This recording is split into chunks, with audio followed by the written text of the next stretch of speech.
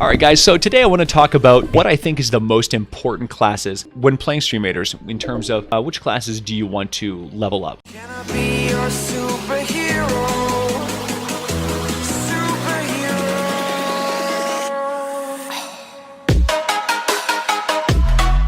Now, I think that the most important thing that you can do in this game is either put up a tank wall, because you need that meat, right? You need heavy tanks on the front line to push the line forward and to protect ranged units. But the other thing is, I actually think that the Paladin is actually fantastic. So the Paladin has 421 hit points.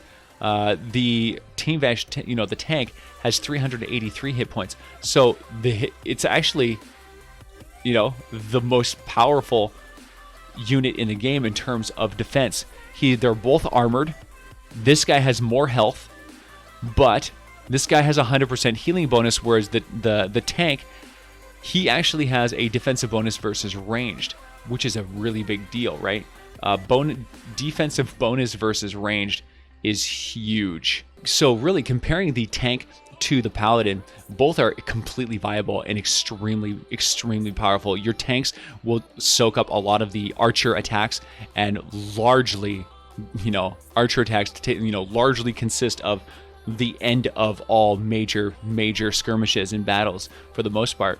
The Paladin, however, he can actually make up for that with this 100% healing bonus.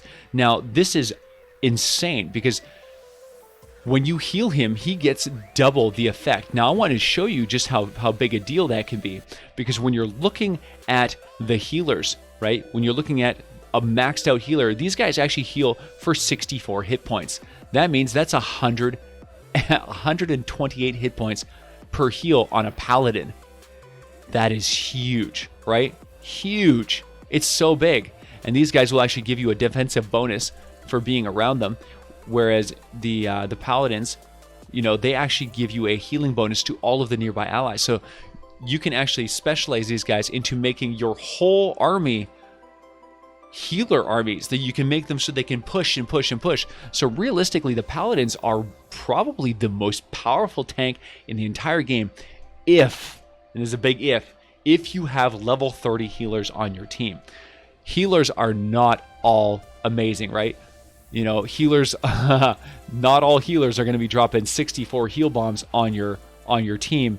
And if you have a lot of really garbage healers around, it can cluster up the area, make it hard for your units to move around, and they can struggle to even get their heals off.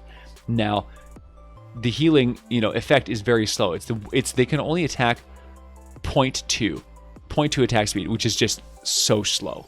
It's so slow. Considering that a melee unit attacks a 1.0, an archer attacks at 0.4.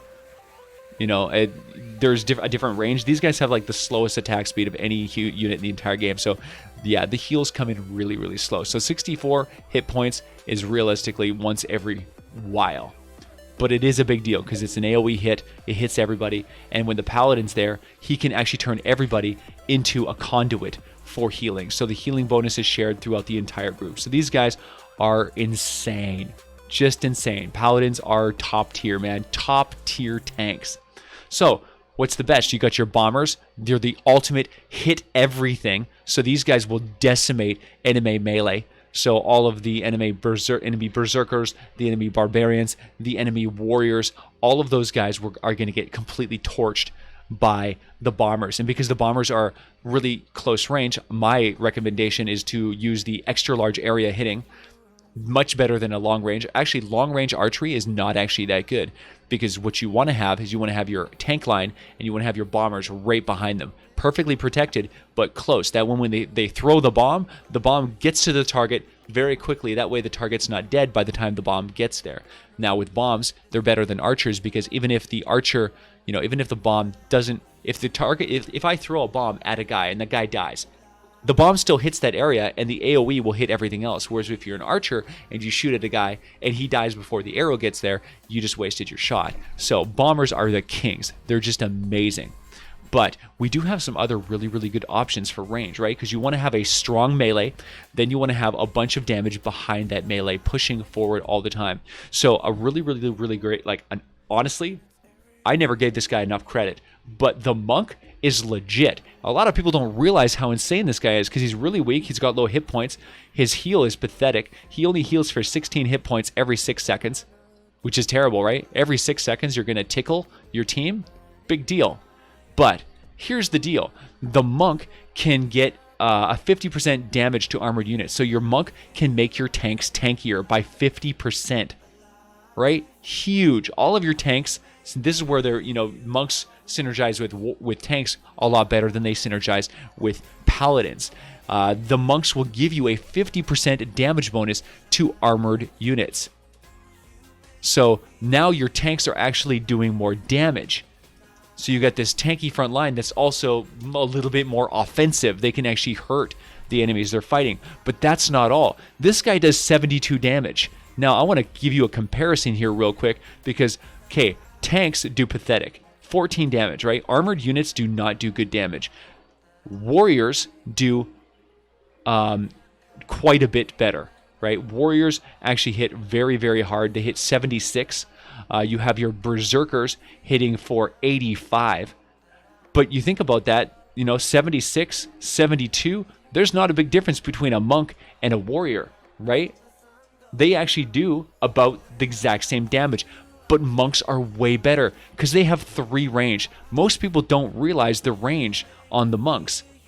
That range is a big deal. Having 3 range means he's going to sit just behind your main guys, or behind your tanks, behind your warriors, behind the front line. He's going to sit there and he's going to be right behind the warriors, but in front of the bombers. So you'll have a triple layer. You'll have tanks, paladins, warriors, all on the front line. Then you have your monks sitting right behind them, and then your bombers right behind them. So you have all of these guys attacking over top of each other at the same time. So the monks do extremely powerful offense while giving you that little bit of extra healing.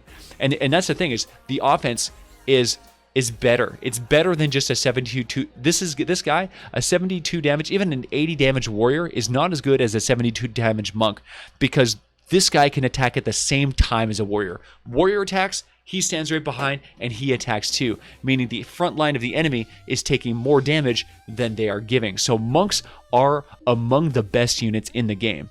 Amazing. I never gave them enough credit before, but I'm going to give them the props now. Another unit that changed since the old days is the rogue, man. The rogues, the flying rogues, are actually not bad. Their attack speed's okay, 0.5, pretty decent. Faster than an archer, half as fast as a melee unit. The damage is acceptable, 63 damage.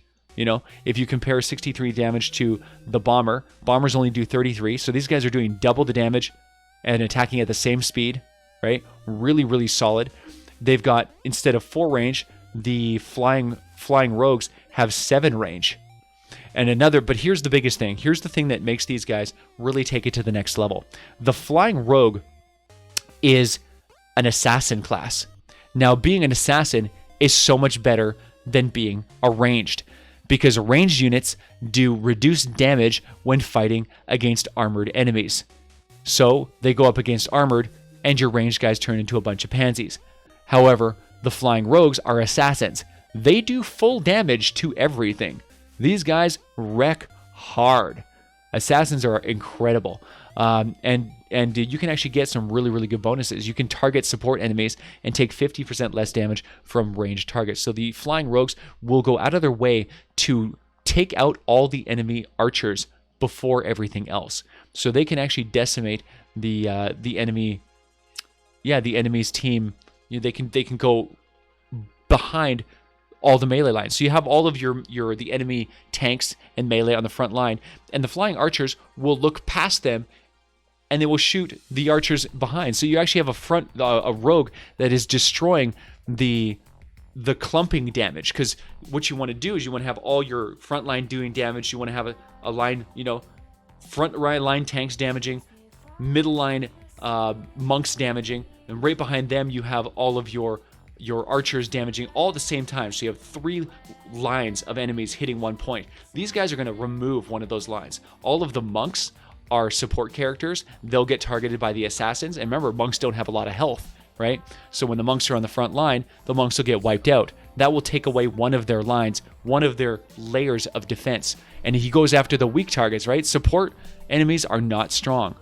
So that's where the flying rogues are super, super effective. Now, but that goes back to the Paladin, you know?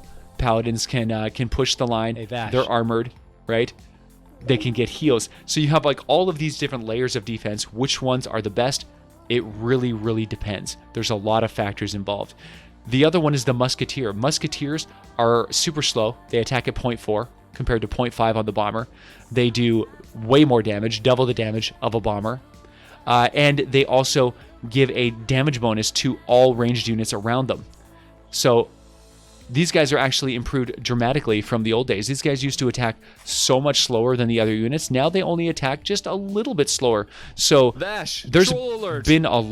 there's been a lot of balancing going on with the classes. Musketeers are much more viable than they used to be. They're actually, I think what they've done is they've made it so that all the purple units are now, you know, extremely powerful. Like their rarity really is reflective of what they can do on the battlefield. You know, they're much more damaging. They can take much more damage. Just all of them across the board are more powerful. So where in the past I have never focused on the epic purple units, I think now I'm going to focus on them almost exclusively and level up multiple copies of them so that I can bypass their cooldown, because I would like to play monk almost every single game, because I feel like the monks are such an underutilized component. There are so few monks sitting behind your front line that, you know, being able to fill in the gap that your team is lacking can give your team a massive edge in the battlefield. But, you know, because of the giant cooldown on the epic units, I'm not able to utilize this. So if I level up 3 or 4 level 30 monks, kind of like I've done, you know, I've leveled up 2 level 30 tanks and 2 level 30 bombers. If I start doing that with the epic units, I will be able to always have a monk available that's not on cooldown when I need them. So what I'm going to start doing is I'm going to start leveling up my monks. I'm going to start leveling up my flying rogues, because what I want to do is I want to create an offensive damage team that is giving extra layers to my team to give more pushing power. What I'm going to focus on more with my team and my strategies is utilizing healers more heavily, utilizing paladins more heavily, and then backing them up with a lot of ranged firepower like monks and bombers and flying rogues and musketeers, things that are heavy damage, buffing all your allies and pushing that line forward. So with the common classes, when you're early on and you're deciding what units you want to level up, I would say focus heavily on the tanks. I think the tanks are the most powerful common class in the entire game. When you start moving over to the blue rare heroes, I would focus heavily on the healers and the paladins.